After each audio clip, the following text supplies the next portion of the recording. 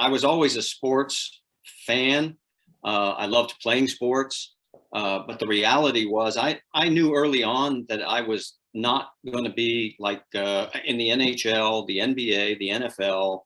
And so I started thinking about sports broadcasting. And you have to remember, back when I was a kid, there were only 3 television networks. There was only a few races on television. So, I mean, I thought my career was going to go stick and ball. And I did do Columbus Clippers AAA baseball when I was working in Columbus, Ohio, back in the 80s and 90s. And did Ohio State football, basketball, and those kinds of things.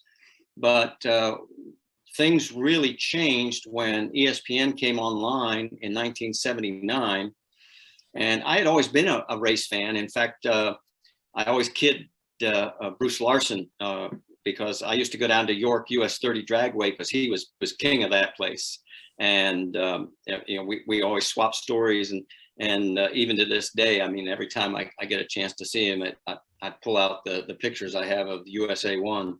And we share those memories. But I was always a race fan, but I didn't really think that my career was going to be in motorsports. But then all of a sudden, the spring nationals for NHRA were in Columbus, out at National Trail Raceway. And through the years, between 1975, when I started at WCMH TV in Columbus, and 1982, the race would come every year. And I met Steve Evans and Dave McClellan, and they saw my work. And we had done some specials on drag racing leading up to the event.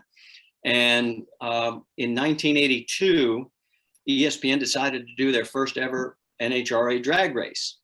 And Steve Evans had a conflict. And God bless his soul, he recommended me. And that's how it all started. I got a call out of the clear blue sky, and it's a job I never applied for. And so you'll never hear me say a bad word about Steve Evans. And I worked with McClellan on that first race. And little did I know that, years later in 2001, I would be asked to take over the seat that he was going to retire from. But that's where it all started. And it just, one race turned to 2 turned to 4 to 8. And pretty soon I've got a pretty full schedule. Marty, David's not here, but I'll ask the question that he tends to ask our guests usually. When it all started for you, whether it was, as a sports fan or motorsports fan, was your dad involved? Did you have a brother or uncle? I mean, where did the passion come from in your early days? I have to tell you, it was self-inflicted. My dad was not a sports fan. My mom was a sports fan. She loved baseball and football, but Dad was never really much of a sports fan. And unfortunately, my brother was killed when he was 18 and he was 19 and I was 14. And so we never had a chance, but he had a career in radio. He was a disc jockey. And in fact, I did my first commercial. He needed an extra voice. He was working at WIOO in Carlisle, Pennsylvania, and it was McGinnis Radio and Television. And I'm like, I don't know, 12 years old, 11, and being so excited, I guess my voice wasn't really as deep as it is now. And I was crushed because the first time I heard it on the radio, and he comes back on and he thanks Molly McGinnis for the help on the spot.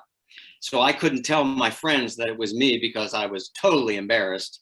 But that was the first time I was ever on the air at that early age. And then really what happened was I had a next door neighbor who was a little older than me, and he had his driver's license, and we used to go to Hershey Bears hockey games. And I would sit in the upper deck with him in the very last row at the old Hershey Arena. And we would call play-by-play into my little cassette recorder that I had. And then I would take it back and listen to it over and over and over and pick apart, where's the puck? What side of the ice are you on? What direction is everybody going?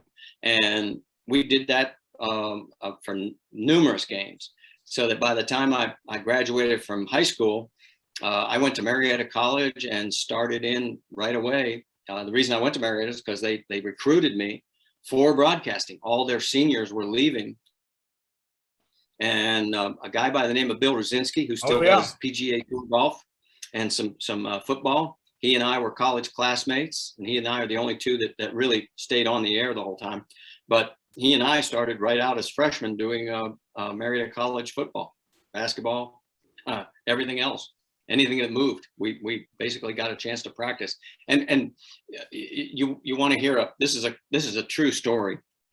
Our first game on my second year, I'm now a sophomore, and we had ancient equipment. I mean, we're still on black and white cameras and didn't even have much Zoom capability. And but that's not what I was worried about. I wanted the practice of being in front of that microphone. Well, as most people probably may or may not know, in one ear is your director and producer, and in the other ear is the program that's going out over the air. And so we're in very early into the first quarter, and all of a sudden in this ear, I hear this, and I'm calling the play-by-play, and Pioneers have the ball, 1st and 10 at the 20-yard line. Now you got to remember, this is the days of old rotary telephones. That's how old I am. And so, and my director of broadcasting, who is my #1 professor, is going, "What's that noise?" I didn't say anything. I'm focused. Settles comes up under center. Crowley spread out to the right. 2 in the backfield. "Hello? Sadie?" Settles goes back to pass. He's yelling in this ear, "What is going on?" I'm still focused. Settles looking downfield. Crowley's open. "Sadie, I've got a football game on my telephone. What's going on?" And just as he lets go of the ball, I yell into the microphone, loud for everybody to hear, "I don't know." So that's the true story. Gosh. So I'm curious now on that story. Did they ever figure out who was on the other line or what exactly? Yeah, well, what happened was the audio lines were actually telephone lines. And somehow it got crossed with a house that was right across the street from the football field. Okay. And so we go to a commercial break, and the phone company says, "Lady, don't use your phone for an hour. We'll call you back." Oh. So we made it up to her somehow, some way. I don't know, but there's a bunch of those. I mean, we make mistakes all the time, and some of them are funny and some of them aren't.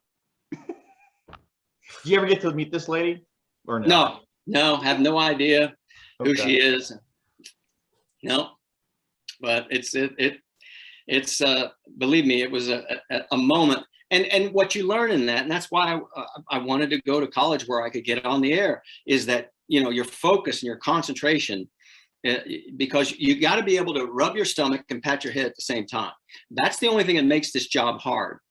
And unfortunately, as all of us get older, I mean, the truth is that gets harder and harder, and it happens to a lot of guys. And it's just part of the deal, because especially in the sports that go fast, it's easy to focus when it's golf, because all you have to do is, you can be quiet for 35, 40 seconds.